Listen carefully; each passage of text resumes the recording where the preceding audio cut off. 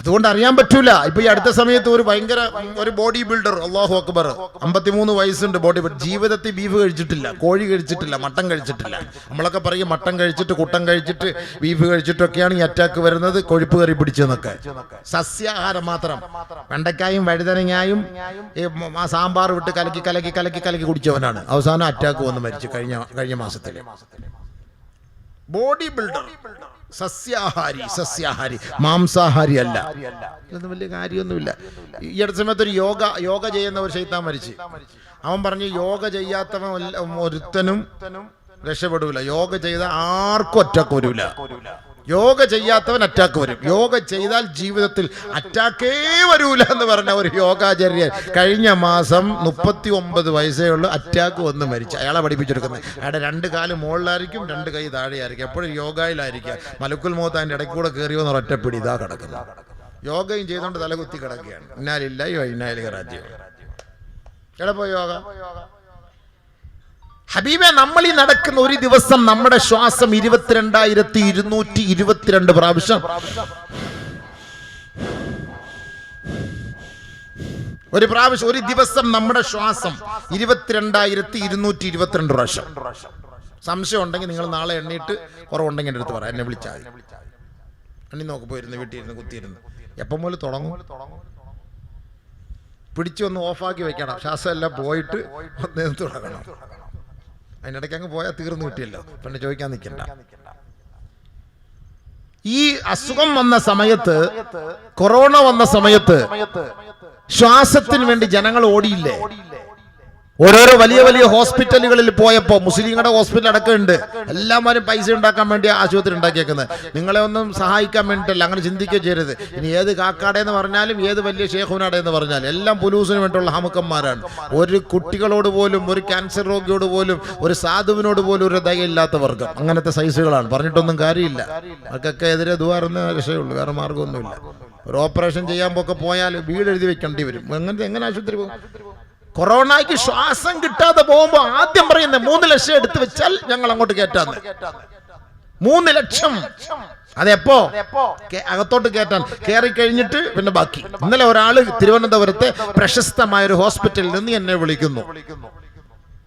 എൻ്റെ വാപ്പ ഹോസ്പിറ്റലിൽ കിടക്കാൻ ഉസ്താദെ ദുആ ചെയ്യണം. നമസ്കാരമൊക്കെ എന്താ പറ്റി? ഞാൻ ചെറിയ അസ്വസ്ഥതയാണ്, 80 വയസ്സായി കൊണ്ടുവന്നു. ഞാൻ 80 വയസ്സൊക്കെ ആണെങ്കിൽ എന്തിനാ അങ്ങോട്ട് മെഡിക്കൽ കോളേജിൽ കൊണ്ടുപോയി കൂടെ? എല്ലാം കൊണ്ടുവന്ന് ശരിയാകുമെന്നൊക്കെ വിചാരിച്ചു. ഇപ്പോൾ എത്രയായി? 2 ലക്ഷം രൂപയായി. എത്ര ദിവസമായി? 1.5 ദിവസമായി. ഇനി കുഴപ്പമില്ല, 2 ലക്ഷം കൂടെ കൊടുത്തു. ഞങ്ങൾ പള്ളിക്ക് ചോദിച്ചാൽ കൊടുത്തില്ലല്ലോ, അവിടെ ഇരിക്കട്ടെ, എല്ലാം കൊടുത്തിട്ടാൻ പറഞ്ഞു. അങ്ങനെ തന്നെ ഞാൻ പറഞ്ഞു കേട്ടോ. ഞാൻ ഒരു സാധുവായ ആൾ, തരുന്ന ആളെ കൊടുക്കുന്ന ആളാ. ചോദിച്ചാൽ പറയാ ഇപ്പൊ പൈസ ഇല്ലാക്കാനാകില്ല. അവസാനം ഇപ്പൊ കൊടുക്കാൻ കാശ് വന്നില്ലേ? സംഭവം വന്നില്ലേ? 2 ലക്ഷം രൂപയായി. അപ്പൊ എൻ്റെ പറയാ, തൊട്ടടുത്ത് ഞങ്ങളുടെ റൂമിൽ, ഞങ്ങൾ വലിയ സുഹൃത്തുക്കളാണ് കേട്ടോ, അതുകൊണ്ട് ഞാൻ അത്രയും രീതിയിൽ പറയാതെ കളിയാക്കാനല്ല, ഞങ്ങൾക്ക് അത്രയ്ക്കുള്ള ഒരു ബന്ധമുള്ളത് കൊണ്ട്, എടാപോടാ ബന്ധം. അപ്പൊ തൊട്ടടുത്തൊരു റൂമിൽ ഒരാൾ കിടക്കുന്നു. 14 ദിവസമായി വന്നിട്ട് 25,16,000 രൂപയായി ബില്ല്. കുറച്ച് ചോദിച്ചിട്ട് കുറയ്ക്കുന്നില്ല. എന്നിട്ട് അവർ പറഞ്ഞു 16,000 രൂപ ഭക്ഷണത്തിന്റെ, ഫുഡിന്റെ ബില്ല്. അതുപോലും കുറയ്ക്കാൻ വേണ്ടി അതുപോലും കുറച്ച് കൊടുത്തില്ല. അവരുടെ കിടക്കുകയാണ്, ബില്ലടയ്ക്കാൻ വയ്യാതെ. 25,4 കോടി രൂപ. എന്നിട്ട് ഞാൻ ചോദിച്ചു അസുഖം മാറിയോ? എവിടെ മാറാ? വന്നതുപോലെ തന്നെ. ചിന്തിച്ചു നോക്കിയ സുഹൃത്തുക്കളെ, നമ്മൾ അള്ളാഹെ കുറിച്ച് എന്താ ചിന്തിച്ചത്? അള്ളാഹു നമുക്ക് തന്ന ശരീരത്തിന്റെ ആ ഒരു അവയവത്തിന് ഒരു ചെറിയൊരു ന്യൂനത വന്നപ്പോ ഈ നാട്ടിലെ ഡോക്ടർമാരിടുന്ന വില കണ്ട. ഈ കൊറോണ വന്ന സമയത്ത് എറണാകുളത്തെ ഏറ്റവും പ്രശസ്തമായ ഒരു ഹോസ്പിറ്റലില് ഒരു തങ്ങള് കുടുംബത്തിലെ ഒരു ഉമ്മ അഡ്മിറ്റ് ചെയ്തു. പണക്കാട് കുടുംബത്തിൽപ്പെട്ടത് തന്നെയാണ്. 1.25 കോടി രൂപയായി ബില്ല്. 1.25 കോടി രൂപ. 10 ലക്ഷം രൂപ കുറച്ചു കൊടുക്കാൻ വേണ്ടി MLA-മാരടക്കം അവിടെ ബന്ധപ്പെട്ടു. 1 രൂപ പോലും കുറച്ചു കൊടുത്തില്ല. ആള് മരിക്കുകയും ചെയ്ത് 1.25 കോടി അടയ്ക്കുകയും ചെയ്തു. നല്ല വായ്തയുണ്ട്. ചിന്തിച്ചു നോക്കി, ഇതൊക്കെ ഒരു ബിസിനസ് അല്ലേ? ഈ കൊച്ചു കുഞ്ഞുങ്ങളുടെയൊക്കെ പേരിൽ ഈശ്വര കുന്നുംപുറത്തിനെല്ലാം കൊണ്ട് ഇതേപോലെയൊക്കെ നമ്മൾ ഇങ്ങനെ പരസ്യം കൊടുത്ത് ഹോസ്പിറ്റലിൽ കൊണ്ടുപോകണം എല്ലാവരെയും. 2 കോടിയുടെ 3 കോടിയുടെ 30 കോടി. ഈ പാവപ്പെട്ടവക്കൾ ഈ തേച്ചും ബീച്ചും ഒക്കെ ഉണ്ടാക്കുന്ന പൈസ, ഈ കഷ്ടപ്പെട്ട് ഉണ്ടാക്കുന്ന പൈസ, ഈ വിയർപ്പൂറ്റി ഉണ്ടാക്കുന്ന പൈസ, ഇതൊക്കെ ആ കുഞ്ഞുങ്ങൾക്ക് വേണ്ടിയൊക്കെ നമ്മളിങ്ങനെ അയച്ചയച്ചു കൊടുക്കും. ഈ 5 കോടി 7 കോടിയുടെ ഒക്കെ എന്ത് ചികിത്സയാണ് ഹബീബേ? 7 കോടി 8 കോടിയുടെ ഒക്കെ ചികിത്സകൾ. എന്നാൽ വലിയ വലിയ കോടികൾ ലക്ഷങ്ങൾ വാങ്ങുന്ന ഡോക്ടർമാരുണ്ടല്ലോ, അവർക്കതൊന്നും ഞങ്ങൾക്ക് ഇതിന്റെ ഫീസ് വേണ്ട, അല്ലെങ്കിൽ അവിടുത്തെ ഇതിന്റെ ഹോസ്പിറ്റലിന്റെ തലവന്മാർക്ക് പറയാം നമുക്ക് അതിന്റെ ഒരു ലാഭവിഹിതവും വേണ്ട എന്ന് വെച്ചൂടെ. എന്ന് വെച്ചാൽ എത്രയോ കുട്ടികളെ രക്ഷപ്പെടുത്താൻ കഴിയും? ആരെങ്കിലും അങ്ങനെ ചെയ്യോ? ഇതൊരു ബിസിനസ്സാണ്, ഇതൊരു ബിസിനസ്. ഇത്ര കോടി വേണമെന്ന് ആദ്യമേ നിശ്ചയിക്കുകയാണ്, ആദ്യമേ തീരുമാനിക്കുകയാണ്. ആര് ചോദിക്കാൻ? അവസാനം എന്താ സംഭവിക്കുന്നറിയോ? 6 മാസം കഴിയുമ്പോൾ ഇന്നാ ലില്ലാഹി വ ഇന്നാ ഇലൈഹി റാജിഊൻ 3 കോടി പോയാ. വലിയൊരു മെഡിക്കൽ കോളേജിൽ ഒരു കുട്ടി, കരുനാപ്പുള്ള ഒരു കുട്ടിയാണ്, 10 വയസ്സുള്ള ഒരു കുട്ടി, മജ്ജ മാറ്റി വെക്കാൻ വേണ്ടി പോവാണ്. 1 കോടി രൂപ ഞാൻ പറഞ്ഞു, ദയവേച്ച് നിങ്ങൾ മാറ്റി വെക്കരുത്, ഇതൊക്കെ വെറുതെയാണ്. നിങ്ങൾ പറയും ഇല്ല ഉസ്താദ് എന്റെ മോനെ എനിക്ക് വേണം. ഞങ്ങൾ പറഞ്ഞു മാറ്റി വെക്കരുത്, അള്ളാഹു ഉദ്ദേശിച്ചത് ഇല്ലെങ്കിൽ നിങ്ങൾക്ക് അടുത്ത കുട്ടിയെ നിങ്ങൾ എന്തിനാ ടെൻഷൻ അടിക്കുന്നത്? നല്ലൊരു മോൻ, കാണാൻ എന്ത് രസം, 10 വയസ്സ്, ഞാൻ പോയി കണ്ടതാണ്. അവൻ വീട് സ്ഥലവും വിറ്റ് 1 കോടി രൂപ 10 ലക്ഷം രൂപ എന്തോ ടാറ്റ കൊടുത്തു, 1-10 ആയി, എല്ലാം ചെയ്ത് 3 മാസം കഴിഞ്ഞപ്പോൾ ഇന്നാ ലില്ലാഹി വ ഇന്നാ ഇലൈഹി റാജിഊൻ സംഭവം. അപ്പൊ അള്ളാഹ്ക്ക് ഏറ്റവും കൂടുതൽ ഇഷ്ടം അള്ളാഹ് ആദ്യം പുകഴ്ത്തണം, എന്നാലേ ദുആ സ്വീകരിക്കുള്ളൂ. രണ്ടാമത് അള്ളാഹു നമുക്ക് ചെയ്തു തന്ന അനുഗ്രഹങ്ങൾ എടുത്തു പറയണം. പടച്ചവനെ നീ എനിക്ക് ആഫിയത്ത് തന്നു, കണ്ണ് തന്നു, ആരോഗ്യം തന്നു, സമ്പത്ത് തന്നു, വീട് തന്നു, വണ്ടി തന്നു, ഇതെല്ലാം നിന്റെ കഴിവാണ് പടച്ച റബ്ബേ. അള്ളാഹുവേ നിന്റെ ഔദാര്യമാണ് റബ്ബേ, അള്ളാഹുവേ നിന്റെ അലങ്കാരമാണ് റബ്ബേ, ഇതൊന്നും എന്റെ കഴിവല്ല അല്ലാ. ആരാണോ ഖാല ഇന്നമാ ഊതീതുഹു അലാ ഇൽമിൻ ഇൻദി, എന്റെ കഴിവ് കൊണ്ടാണ് എന്ന് ആരാണോ പറഞ്ഞത്, അവരെല്ലാം പരാജയപ്പെട്ട ചരിത്രമാ. പരിശുദ്ധമായ ഖുർആനിലൂടെ നമുക്ക് തെളിവുകൾ നിരത്താം. ഖാറൂൻ പോലും പറഞ്ഞില്ലേ, ഖാറൂൻ പറഞ്ഞില്ലേ, ഹാമാൻ പറഞ്ഞില്ലേ, സൂറത്തുൽ കൗഫിലെ ആ 2 പേരുടെ ചരിത്രത്തിൽ ഒരാൾ പോലും പറഞ്ഞില്ലേ എന്റെ കഴിവാണ്, എന്റെ പരിശ്രമ ഫലമാണ് ഇതെല്ലാം ഞാൻ ഉണ്ടാക്കിയത്, ഇതൊന്നും നിനക്ക് തരാനുള്ളതല്ല എന്ന് പറഞ്ഞവനെ അല്ലാഹു സുബ്ഹാനഹു വ തആല മുരടോടുകൂടി ഈ ദുനിയാവിൽ നിന്ന് പറിച്ചെടുത്ത ചരിത്ര പാരമ്പര്യമാണ്. ഫറോവ പറഞ്ഞില്ലേ തജ്രി മിൻ തഹ്തി അൽ അൻഹാർ, ഏ മൂസയുടെ ജനങ്ങളെ, ഏ മിസ്രിലെ മക്കളെ, ഈ നൈൽ നദി ഒഴുകുന്നത് ഈ ഫിർഔൻ എന്ന് പറയുന്ന ഈ രക്ഷിതാവ് നിങ്ങളുടെ ദൈവത്തിന്റെ കാലിന്റെ അടിയിലൂടെയാ എന്ന് പറഞ്ഞ ഫറോവയെ ആ വെള്ളത്തിലിട്ട് അല്ലാഹു മുക്കിക്കൊന്നില്ലേ. ഈ ഭൂമിയിൽ അഹങ്കരിച്ചവരെ വെച്ചു പുലർത്തിയ ഒരു ചരിത്രവുമില്ല. ആദ്യം പഠിച്ചു വെച്ചോ. അതുകൊണ്ട് നമ്മൾ അള്ളയോട് പറയണം, അല്ലാ ഈ വണ്ടി തന്നത് നീയാണ് പടച്ചവനെ, ഈ ആരോഗ്യം തന്നത് നീയാണ് പടച്ചവനെ, ഈ പൈസ തന്നത് നീയാണ് പടച്ചവനെ, എനിക്ക് മക്കളെ തന്നത് നീയാണ് അല്ലാ. എല്ലാം അല്ലാ, അല്ലാ. കുല്ലുൻ അല്ലാ, കുല്ലും ബില്ലാ, കുല്ലുൻ ലില്ലാ, എല്ലാം അല്ലാ നീയാണ് എനിക്ക് തന്നത് അല്ലാ. അത് അല്ലാഹുവിന് ഇഷ്ടമാണ്, അത് അല്ലാഹുവിന് ഇഷ്ടമാണ്. അങ്ങനെ പറയണം, അല്ലാ നീയാണ് എനിക്ക് തന്നത്, അല്ല എന്റെ പണിയുണ്ടല്ലോ, എന്റെ കഷ്ടപ്പാടുണ്ടല്ലോ, അങ്ങനെ നീ പറഞ്ഞു നോക്കും. അങ്ങനെ നീ പറഞ്ഞിട്ട് ഇറങ്ങിപ്പോ ഒരൊറ്റ അറ്റാക്ക് വരും, തീർന്ന്. നീ ഒന്ന് പണിയെട്, നോക്കട്ടെ, നീ നിന്റെ പണിയൊന്ന് നോക്കട്ടെ, നീ ഒന്ന് പോടാ, നീ നോക്കട്ടെ, നീ വലിയ പറഞ്ഞു ഞാൻ അങ്ങ് ഓടിച്ചോണ്ട് പോകുന്നു, ഒന്ന് പോയി നോക്ക്. നടക്കൂല. അപ്പൊ നമ്മൾ ചിന്തിക്കേണ്ടത് എന്നറിയോ, ഇതൊന്നും നമ്മുടെ കയ്യിലല്ല ഈ വണ്ടി ഓടുന്നത്. അള്ളാഹു നമുക്ക് തന്ന ഈ നിഅമത്ത്, ആ നിഅമത്ത് അള്ളാഹുവോട് എടുത്തു പറഞ്ഞുകൊണ്ടിരിക്കണം എന്നും. അല്ലാഹ് റബ്ബി ഔസിഅനി അൻ അശ്കുറ നിഅമതക അല്ലതി അൻഅംത അലയ്യ വഅലാ വാലിദയ്യ വഅൻ അഅമല സാലിഹൻ തർളാ വഅദ്ഖിൽനി ബിറഹ്മതിക ഫീ ഇബാദിക സ്സാലിഹീൻ. മഹാന്മാരായ പണ്ഡിതന്മാർ പറയുന്നു, എല്ലാ വഖത്ത് നമസ്കാരത്തിന് ശേഷവും ഈ പറയപ്പെട്ട ദുആ ഒന്ന് സൂറത്തുൻ നംലിലുണ്ട്, മറ്റൊന്ന് സൂറത്തുൽ അഹ്ഖാഫിലുണ്ട്. സുബ്ഹിക്കും മഗ്രിബിനും 3 പ്രാവശ്യം വീതം പറയണേ, അല്ലാത്ത വഖത്തിൽ 1 പ്രാവശ്യം വീതം നിങ്ങൾ ഇത് പറയണേ. ഏത് ഞാനിപ്പോ ഓതിയ ദുആ, റബ്ബി ഔസിഇനി അൻ അശ്കുറ നിഅമതക അല്ലതി അൻഅംത അലയ്യ علي وعلى والدي وأن أعمل صالحا ترضاه وأدخلني برحمتك في عبادك الصالحين. മൂന്ന് ദുആ മഹാന്മാർ ഖുർആനിൽ നിന്ന് പഠിപ്പിക്കുന്നു. ഒന്ന് ഈ ദുആ. രണ്ടാമത്തെ ദുആ റബ്ബി അദ്ഖിൽനി മുദ്ഖല സിദ്ഖിൻ വഅഖ്രിജ്നി മുഖ്റജ സിദ്ഖിൻ വജ്അൽ ലീ മിൻ ലദുൻക സുൽത്താനൻ നസീറാ. ഇതും നിങ്ങൾ പറഞ്ഞോ. വിശദീകരിക്കണമെങ്കിൽ ഒരുപാട് സമയമെടുക്കും. മറ്റൊരു ദുആയും ഖുർആനിലെ ഒരു ആയത്ത് പഠിപ്പിച്ചു തരുന്നു. ഫഅഖിം വജ്ഹക ലിദ്ദീനി ഹനീഫാ ഫിത്രത്തല്ലാഹി അല്ലതി ഫതറൻ നാസ അലൈഹാ ലാ തബ്ദീല ലിഖൽഖില്ലാഹ് ദാലിക അദ്ദീനുൽ ഖയ്യിം വലാകിന്ന അക്സറൻ നാസി ലാ യഅലമൂൻ. ഈ ദുആ, ഈ ആയത്ത് എല്ലാ സുബ്ഹിയിലും മഗ്രിബിലും 3 പ്രാവശ്യം വീതം ഓതിയാൽ ശരീരത്തിലെ അവയവങ്ങൾ മാറ്റിക്കളയുന്ന രോഗം നിങ്ങൾക്ക് ഉണ്ടാവൂല. ലാ തബ്ദീല ലികലിമാത്തില്ലാഹ്. മഹാന്മാര് വെറുതെ പറയല്ലോ, ഇത് വെറുതെ പറയല്ല. ഇതൊക്കെ ഓതണം. സുബഹി കഴിഞ്ഞിരുന്ന് ഓതണം, മഗ്രിബ് കഴിഞ്ഞ് ഓതണം. ബാക്കി എല്ലാ ഒക്കത്തിലും ഓരോ പ്രാവശ്യം ഓതണം. നമ്മുടെ ശരീരത്തില് കരൾ മാറ്റിവെക്കുന്ന രോഗം, കിഡ്നി മാറ്റിവെക്കുന്ന രോഗം, ഹൃദയം മാറ്റിവെക്കുന്ന രോഗം, ഇതൊന്നും നിന്റെ ശരീരത്തിൽ ഉണ്ടാവൂല. കാരണം അതിന്റെ അർത്ഥം അല്ലാഹുവേ, നീ എനിക്ക് തന്ന ആരോഗ്യം, നീ എനിക്ക് തന്ന നിഅമത്ത് നിന്റെ മാർഗത്തിൽ ചെലവ് ചെയ്യാൻ നീ എനിക്ക് ഭാഗ്യം നൽകണേ അല്ലാ. മഹാനായ ദാവൂദ് നബി അള്ളയോട് ചോദിച്ചതാ. സുലൈമാൻ നബി അലൈഹിസ്സലാം അല്ലാഹുവിനോട് ചോദിച്ചതാ. ഈ ദുആ പരിശുദ്ധ പ്രവാചകൻ സഹാബത്തിനോട് പഠിപ്പിച്ചു കൊടുത്തതാ. ആരാണോ ഇത് നമസ്കാര ശേഷം അല്ലാഹുവിനോട് ചോദിക്കുന്നത്, ശാരീരികമായി മാനസികമായി അവർക്ക് ഒരു ടെൻഷനും ഉണ്ടാവൂല. കാരണം ഖുർആൻ തന്നെ പറഞ്ഞിട്ടുണ്ട്, വനുനസ്സിലു മിനൽ ഖുർആൻ മാ ഹുവ ശിഫാഉൻ വറഹ്മത്തുൽ ലിൽ മുഅ്മിനീൻ. ശാന്തിക്ക് വേണ്ടി ഓടുന്ന മുഅ്മിനീങ്ങളെ, സമാധാനത്തിന് വേണ്ടി ഓടുന്ന സഹോദരാ, അല്ലാഹു പറയുന്നു, നിനക്ക് സമാധാനം വേണമോ? ഖുർആനിലേക്ക് നീ മടങ്ങി വാ. വനുനസ്സിലു മിനൽ ഖുർആൻ, ഖുർആനിൽ നാം അത് ഇറക്കിയിട്ടുണ്ട്. മാ, ഒരു കാര്യം, ശിഫാഉൻ, നിന്റെ ശരീരത്തിന്റെ രോഗത്തിനുള്ള മരുന്ന്, പരിഹാരം ഈ ഖുർആനിൽ ഞാൻ അവതരിപ്പിച്ചിട്ടുണ്ട്, ഇറങ്ങിയിട്ടുണ്ട്.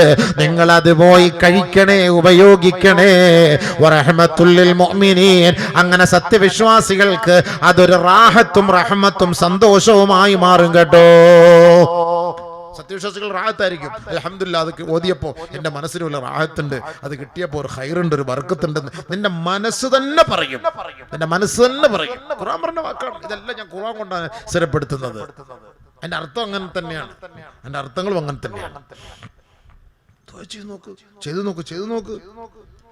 ഈ ഖുർആൻ ഹത്ത ഓതാൻ വേണ്ടിയിട്ടൊന്നുമല്ല. അത്ത മരിക്കുമ്പോൾ അത്തയുടെ തലമണ്ടയിൽ കൊണ്ടുവച്ചിട്ട് ഹത്ത ഓതും. ജീവിച്ചിരിക്കുമ്പോൾ ഗ്ലാസ് വെള്ളം കൊടുക്കൂല. ഈ ഖുർആൻ കൊണ്ടുവച്ച് അത്താടക്ക് മണ്ടയിൽ ഓതിക്കൊണ്ടിരിക്കാനല്ല. നിങ്ങൾ ഓതുമ്പോൾ നിങ്ങൾക്ക് ഗുണം കിട്ടും. ഖുൽ ഹുവല്ലാഹു അഹദ് ചെറിയൊരു സൂറത്താണ്. എത്ര വലിയ ഫായിദ ഉണ്ടെന്നറിയുവോ?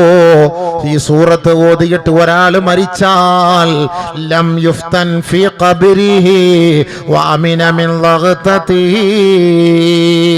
നബിയുനാ റസൂലുള്ളാഹി തങ്ങൾ പറഞ്ഞില്ലേ, മൻ ഖറഅ ഖുൽ ഹുവല്ലാഹു അഹദ് അല്ലാഹുസ് സമദ് ലം യലിദ് വലം യൂലദ് വലം യകുൽ ലഹു കുഫുവൻ അഹദ് ഫീ മറളിഹി അല്ലദീ യമൂത്.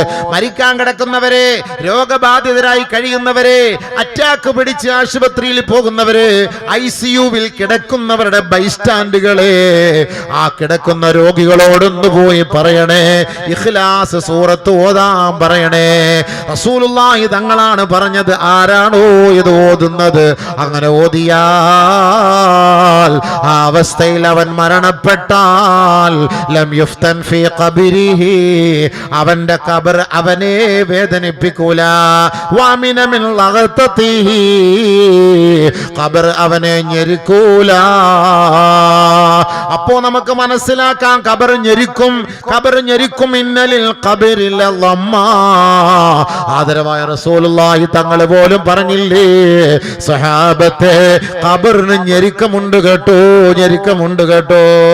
വെറുതെ ഖബർ കാണുന്നവരാണ് മയ്യത്തുങ്കരയുടെ പരിസരത്ത് കൂടെ പോകുമ്പോൾ ആയിരക്കണക്കിന് കബറുകൾ നമ്മൾ കാണുമ്പോ നമ്മുടെ കണ്ണ് ഈറനണിയാറുണ്ടോ?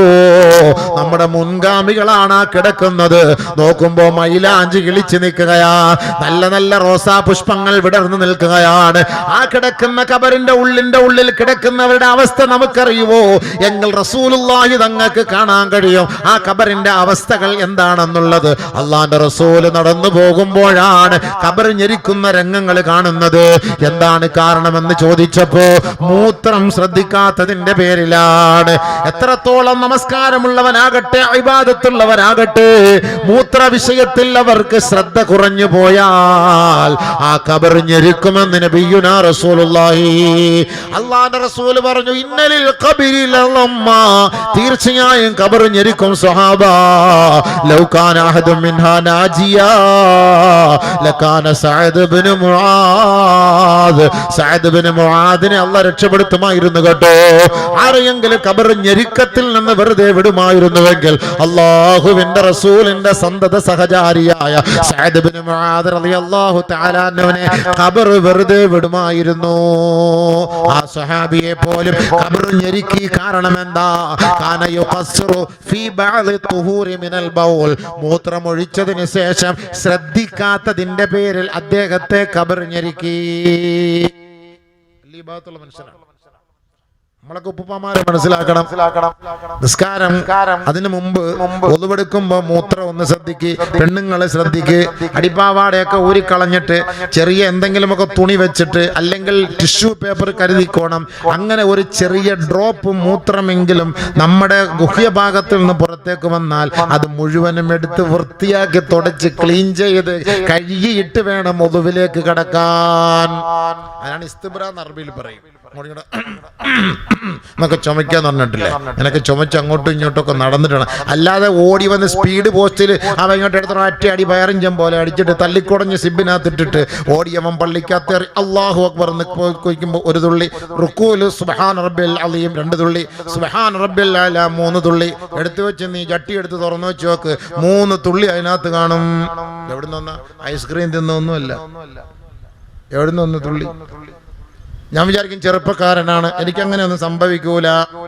ഈ ഗ്ലാസ്സിൽ വെള്ളം മൊത്തം കുടിച്ചിട്ട് കമത്ത്, എന്നിട്ട് അങ്ങനെ വെക്ക്. ഒരു 5 മിനിറ്റ് കഴിഞ്ഞ് തിരിച്ചൊന്ന് കമത്തി വെക്കും, ഒരു തുള്ളി വെള്ളം നീ വരുന്ന കാണാം. അപ്പൊ ഞാൻ വലിയ ചെറുപ്പക്കാരനാണ്, ഞാൻ ജിമ്മിൽ പോകുന്നവനാണ്. എൻ്റെ മൂത്രത്തിന്റെ കുഴലൊക്കെ നല്ല 4 ഇഞ്ചിന്റെ കിടക്കാട്, ഒരു കുഴപ്പവും ഇല്ല എന്ന് പറഞ്ഞൊന്നും കാര്യമില്ല അബിവേ. ഇത് ഒരു തുള്ളി ഇങ്ങനെ വരും. അതിനാണ് ഈ ടിഷ്യൂ പേപ്പർ എഴുതണം, എപ്പോഴും കഴുതണം. പോക്കറ്റ് ഞാൻ കൊണ്ട് നടക്കുന്നുണ്ട്. അതൊക്കെ സൂക്ഷിക്കണം. ലൈനില്ല, ഓൺലൈനില്ല, പേടിക്കണ്ട. വെള്ളം ഒഴിക്കും. പേടിച്ചിട്ടാണ് വല്ലാഹി സത്യം, വേറെ ഒന്നുമല്ല. നമ്മൾ എത്രത്തോളം ഒക്കെ സൂക്ഷിച്ചാൽ പിന്നെ രോഗികൾക്ക് ഇച്ചിരി കൺസെഷൻ ഉണ്ട് കേട്ടോ. ഈ മൂത്രവാർച്ച അസുഖമുള്ളവരുണ്ടല്ലോ, ഇപ്പൊ ഈ മൂത്രവാർച്ച ഇങ്ങനെ അസുഖമുള്ളവർക്ക് ഒരു ഒതു എടുത്താൽ മതി. ളുഹറിന്റെ അസറിന്റെ ശേഷം ഒറ്റ ഒതു അവർക്ക് അത് മതി. ആ ഒരു ഒതു കൊണ്ട് അഡ്ജസ്റ്റ് ചെയ്ത് പോകാം അവർക്ക്. പിന്നെ ഈ അതേപോലെ ഈ വായു പോകുന്നവര് ചുമ്മാ പടക്കം പൊട്ടുന്ന പോലെ പൊട്ടിക്കൊണ്ടിരിക്കുകയാണ്, അവർക്ക് എന്താണ് പരിഹാരം? അപ്പൊ ഇനിയിപ്പം മല വന്ന് ഗമ്മു വെച്ച് അടയ്ക്കാനൊന്നും പറ്റൂലല്ലോ. അപ്പൊ അന്നേരം എന്ത് ചെയ്യണം? ഒരു ഒതു എടുത്താൽ മതി. പള്ളിയിൽ പോകുമ്പോ ഒക്കെ സൂക്ഷിക്കണം. അവിടെ നിന്ന് പൊട്ടിക്കുമ്പോൾ അവന്മാർ വിചാരിക്കണേ ഇറങ്ങിപ്പോടേന്ന് പറയും ചിലപ്പോൾ. അവിടെ പള്ളിയിൽ പോകുമ്പോൾ സൂക്ഷിക്കുക. അവർ പള്ളിയിൽ പോകണ്ട, അവർ വീട്ടിൽ സ്കെച്ചാൽ മതി. ഉദറല്ലേ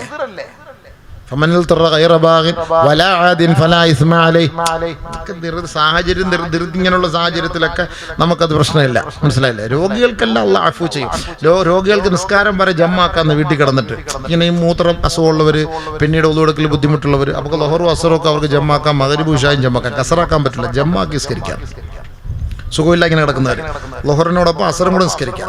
ഒരൊറ്റ ഒന്നുമില്ല, ഇപ്പോൾ എടുത്തു കൊടുക്കാനൊക്കെ ഉള്ള ബുദ്ധിമുട്ടുള്ളതുണ്ട്. അപ്പം മഗ്‌രിബിനും അങ്ങനെ നിസ്കരിക്കാം. അതൊക്കെ ഇസ്ലാം ഇന്ന ദീന യുസ്റുൻ ലാ ഉസ്റുൻ, ദീൻ എളുപ്പമാണ്. ദീൻ എന്ന് പറഞ്ഞാൽ വളരെ എളുപ്പമാണ്, നിങ്ങൾ ഉദ്ദേശിക്കുന്ന പോലൊന്നുമല്ല. പക്ഷെ സൂക്ഷിക്കേണ്ടതിന് നമ്മൾ സൂക്ഷിക്കണം. അതായി പറഞ്ഞത്, സൂക്ഷിക്കണം, നമ്മൾ സൂക്ഷിക്കണം. ആണുങ്ങളായാലും പെണ്ണുങ്ങളായാലും നമ്മൾ സൂക്ഷിക്കണം, അല്ലെങ്കിൽ ഖബറിൽ ശിക്ഷ ഉണ്ടാവും. ഇത് റസൂലുള്ളാഹി കണ്ടിട്ടാണ് മടലൊടിച്ചു കുത്തിവെച്ചത്. ഖബറിന്റെ മുകളിൽ മടലൊടിച്ചു കുത്തിവെച്ചതിന്റെ കാരണം അതാണ്. അത് സൂക്ഷ്മതയ്ക്ക് വേണ്ടിയിട്ടാണ്. അതുകൊണ്ട് നമ്മൾ കുറച്ച് ശ്രദ്ധിക്കണേ. മൂത്രമൊഴിക്കുമ്പോൾ നിന്ന് മൂത്രമൊഴിക്കരുത്, നല്ലതല്ല. റസൂലുള്ളാഹി അത് ഒരു പ്രാവശ്യം ഒഴിച്ചത് കണ്ടിട്ടാണ് ഇന്ന് എല്ലാ പള്ളിയിലും നിന്ന് മൂത്രം ഒഴിക്കുന്ന ക്ലോസറ്റ് പിടിച്ചു വെച്ചേക്കുന്നത്. അത് മൂത്രം നിന്ന് അതിനകത്ത് ഒഴിച്ചാൽ തന്നെ തെറിച്ച് ഇതിലെ പാൻറ്റിലൊക്കെ ആവും. അതൊക്കെ നമ്മൾ കാണാൻ മൂത്രം അത് ആ ക്ലോസറ്റിലോട്ട് ഒഴിക്കുമ്പോൾ ശബ്ദം കേൾക്കുമ്പോൾ തന്നെ അറിയാമല്ലോ പടച്ചവനെ റബ്ബെ ഓസ് തുറന്നു വിട്ട പോലെയാണ്. ഇവൻ രാവിലെ മുതൽ റൂമിൽ പിന്നെ ജോലിക്ക് കയറി ലൊഹർ വരെ പിടിച്ചടക്കിയിരിക്കും. ആ 3 കുപ്പി വെള്ളം കുടിക്കും. ഇത് മൊത്തം കൂടെ വന്ന് ബ്ലാഡറിൽ ടാങ്കിൽ വന്ന് കിടക്കുകയാണ്. ഇതെല്ലാം കൂടെ പൊട്ടിച്ചു വിടുകയാണ്. അവിടെ പോയി നിന്നടിക്കുമ്പോഴത്തേക്ക് എന്ന് പറഞ്ഞു വിടുന്ന മൊത്തം അതിനകത്ത് തെറിച്ചു വീഴും. അത്ര വലിയ ശിക്ഷ അത്. അന്ന് കക്കൂസി പോകണം. കക്കൂസി പോയിട്ട് ഫുള്ള് പാൻറ് അഴിച്ചിട്ട് അവിടെ റാഹത്തായിട്ട് ഇരുന്ന് പതുക്കെ ചുമച്ച് 1 റക്കാത്ത് തീരട്ടെ 2 റക്കാത്ത് തീരട്ടെ, പ്രശ്നമില്ല, നീ ഓടി വെപ്രാളപ്പെടണ്ട. അതിനേക്കാളും വലുതാണ് ശുദ്ധി. നിസ്കാരം ബാത്തിലാവും, ആകെ മൊത്തം പ്രശ്നമാകും. ഖബറിനകത്ത് ശിക്ഷയാണ്. ഈ സ്വഹാബി ഏറ്റവും വലിയ സ്വഹാബിയാണ്, അറിയപ്പെട്ട സ്വഹാബിയാണ്. 70,000 മലക്ക് ആകാശത്ത് നിറങ്ങി ഇദ്ദേഹത്തിന്റെ മയ്യത്ത് ചുമക്കാൻ. 70,000 മലക്ക്. അങ്ങനെയുള്ള സ്വഹാബിയെ ഖബർ ഞെരുക്കി. റസൂലുള്ളാഹി കണ്ടപ്പോൾ സുബ്ഹാനല്ലാഹ് അൽഹംദുലില്ലാഹ് സുബ്ഹാനല്ലാഹ് ഖബറൽ അസ്ഹാബു മഅഹു അല്ലാഹു അക്ബർ. റസൂലുള്ളാഹി തക്ബീർ ചൊല്ലിയപ്പോൾ സ്വഹാബത്തും ചൊല്ലി. റസൂലുള്ളാഹി തസ്ബീഹ് ചൊല്ലിയപ്പോൾ സ്വഹാബത്തും ചൊല്ലി. കാരണം എന്താണ്? റസൂലുള്ളാഹി തങ്ങളോട് സ്വഹാബത്ത് പോയി ചോദിച്ചപ്പോൾ പറഞ്ഞു വകാന യുഖസ്സിറു ഫീ ബഅദി തുഹൂരി മിനൽ ബൗൽ. മൂത്രത്തിൽ ശ്രദ്ധിക്കാത്തതിന്റെ പേരിലാ. നിങ്ങൾ ശ്രദ്ധിക്കണം കേട്ടോ. അത് തോഫിക്കട്ടെ, നിങ്ങൾ ശ്രദ്ധിക്കണം. ശ്രദ്ധിക്കാൻ വേണ്ടി പറഞ്ഞ നമ്മൾ തമാശ പറഞ്ഞാലും ശ്രദ്ധിക്കണം, ഇല്ലെങ്കിൽ ഖബറിൽ പ്രശ്നം. 2 ശിക്ഷ ഖബറിൽ ഉറപ്പാണ്. ബാക്കിയുള്ളതിനെ എപ്പോഴാ എങ്ങനെയാണെന്ന് പറഞ്ഞ ചർച്ചയുണ്ട്. 2 കാര്യം ഉറപ്പാണ്. ഒന്ന് ഈ ഏഷണി ദൂഷണം പരദൂഷണം. കണ്ടവന്റെ പന്നിയിറച്ചിയും പച്ചിറച്ചിയും തിന്നൂലേ, അതിന് ഖബർ ഇടി ഉറപ്പ്. 2ാമത് മൂത്രം, ഇതിന് ഇടി ഉറപ്പ്. ഈ 2 കാര്യത്തിൽ ഉറപ്പാണ്. ബാക്കിയൊക്കെ എങ്ങനെയാന്നുള്ളതൊക്കെ അത് വേറെ ചർച്ചയാണ്. എന്തായാലും കൊണ്ടുപോകുമ്പോൾ ഒരു ഞെരുക്കൊക്കെ ഉണ്ട് മോനെ, വിടൂല. അല്ലാ നല്ല സുഖമായിരിക്കും. കാമുകനെ ഞെരുക്കുന്ന പോലെ ഒന്നും അല്ല.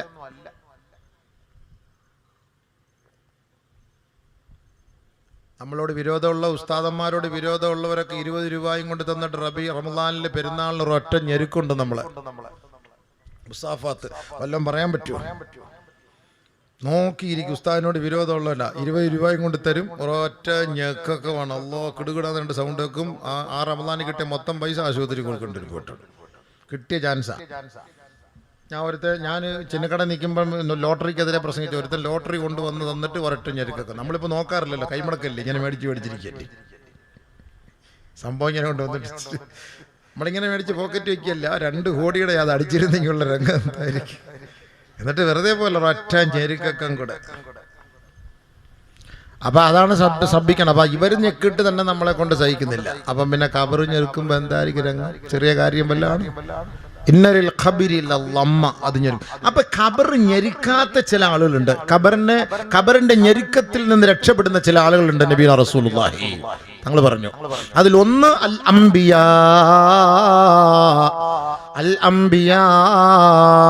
അംബിയാക്കളെ ഖബർ ഞെരുക്കൂല. ഇന്നഹും മഅസൂമൂൻ, അവർ തെറ്റ് ചെയ്യാത്തവരാണ്. അവരെ ഖബർ വേദനിപ്പിക്കൂല. അവർക്ക് ഖബറിൽ ഫിത്നയില്ല, യാതൊരു പ്രശ്നം അവർക്ക് ഖബറിലില്ല. 2ാമത് ശുഹദാഉൽ മഅരിക, ഷഹീദായവര്, യുദ്ധത്തിൽ ഷഹീദാക്കപ്പെട്ടവർക്ക് ഖബറിൽ ഞെരുക്കമില്ല. അവർ ഖബറിൽ ജീവിച്ചിരിക്കുന്നവരാണ്, മരിച്ചവരല്ല. അവർ ജീവിച്ചിരിക്കാണ്. ولا تقولوا لمن يقتل في سبيل الله أموات بل أحياء ولكن لا تشعرون. അള്ളാന്റെ മാർഗത്തിൽ ഷഹീദായവർ മരിച്ചുപോയി നിങ്ങൾ പറയരുത്. ഗസയിലെ മക്കളും മരിച്ചെന്ന് നിങ്ങൾ പറയണ്ട. 64,000 പേര് മരിച്ചു എന്ന് പറയണ്ട. ഇൻദ റബ്ബിഹിം യുർസഖൂൻ, ഇസ്ലാമിക ശരീഅത്തിന്റെ പ്രമാണം അനുസരിച്ച് അള്ളാന്റെ അടുക്കൽ അവർ ഭക്ഷണം കഴിച്ചുകൊണ്ടിരിക്കുകയാണ്. ഷവർമ തിന്നിട്ടിരിക്കുകയാണ്, മണ്ണ് സൽവ തിന്നുകൊണ്ടിരിക്കുകയാണ്. ഇവിടെ ഗസയുടെ മണ്ണ് തിന്നാനാണ് വിധിക്കപ്പെട്ടത്, ഉപ്പുവെള്ളം കുടിക്കാനാണ് വിധിക്കപ്പെട്ടത്, ജൂതന്മാര് വലിച്ചെറിഞ്ഞ ഉച്ചിഷ്ടം തിന്നാനാണ് വിധിക്കപ്പെട്ടത്. ആ കുഞ്ഞുമക്കളെ അല്ലാഹു തആല നേരത്തെ വിളിച്ചിട്ട് സ്വർഗത്തിൽ ഭക്ഷണം കൊടുക്കാമെന്ന് അല്ലാഹു വഅദ ചെയ്തിരിക്കുകയാണ്. അതുകൊണ്ട് 65,000-ഓളം മക്കളെ മരിച്ചു എന്ന് നിങ്ങൾ പറയരുത് എന്ന് ഖുർആൻ. ബൽ അഹ്യാഉൻ ഇൻദ റബ്ബിഹിം യുർസഖൂൻ, അവർ അല്ലാഹുവിന്റെ അടുക്കൽ ജീവിച്ചിരിക്കുന്നവരാണ് കേട്ടോ. അവിടെ ശരീരത്തിന് പോലും ഒരു പോറൽ സംഭവിക്കൂല. ഉഹദ് യുദ്ധത്തിൽ മരണപ്പെട്ട രണ്ടുപേരാണ്. ബഹുമാനപ്പെട്ട അബ്ദുല്ലാഹിബ്നു അംർ ഇബ്നു ജമൂഹ് റളിയല്ലാഹു അൻഹു, അബ്ദുല്ലാഹിബ്നു അംർ റളിയല്ലാഹു തആല അൻഹുമാ. ഇവർ രണ്ടുപേരെയും ഒരു ഖബറിലാണ് അടക്കിയിരുന്നത്. രണ്ടുപേരെ ഒരു ഖബറിലാണ് അടക്കിയത്. ഫഹസറ സൈലു, കുറെ നാളുകൾക്ക് ശേഷം 45 വർഷങ്ങൾക്ക് ശേഷം ഭയങ്കരമായ വെള്ളപ്പൊക്കം ഉണ്ടായി. അങ്ങനെ വെള്ളപ്പൊക്കം ഉണ്ടായപ്പോൾ ഖബറുകളെല്ലാം എടുത്തുകൊണ്ടുപോയി. അങ്ങനെ ഈ രണ്ട് സ്വഹാബികളുടെ ഖബർ കാണുകയുണ്ടായി. സ്വഹാബാക്കൾ ഫഹഫറു ഹുഫ്റൻ, മറ്റൊരു കുഴിയെടുത്തിട്ട് ഇവരെ അതിലേക്ക് അടക്കാൻ വേണ്ടി ആ ഖബറിൽ നിന്ന് അവരെ എടുത്തപ്പോ മാതാ ലം യതഗയ്യറാ മാതാ കൽ അംസി, അവരെ രണ്ടുപേരുടെയും മയ്യത്ത് എടുത്തുകൊണ്ട് വന്നപ്പോ സുബ്ഹാനല്ലാഹ്, ഇന്നലെ മരിച്ച് ഖബറടക്കിയവരെ പോലെ ഷഹീദായിരുന്നു. ഒരാളുടെ കൈ നെഞ്ചിലായിരുന്നു,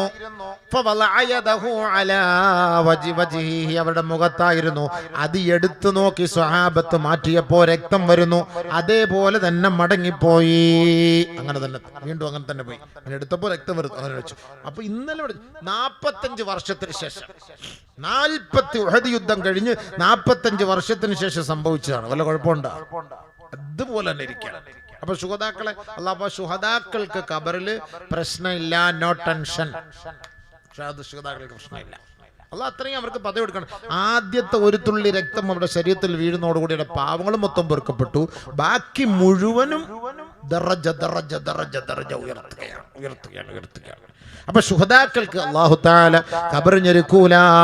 പിന്നെ അതേപോലെ ഞാൻ നേരത്തെ ഓതി വെച്ചത്, മൻ ഖറഅ ഖുൽ ഹുവല്ലാഹു അഹദ് അല്ലാഹുസ് സമദ് ലം യലിദ് വലം യൂലദ് വലം യകുൽ ലഹു കുഫുവൻ അഹദ്.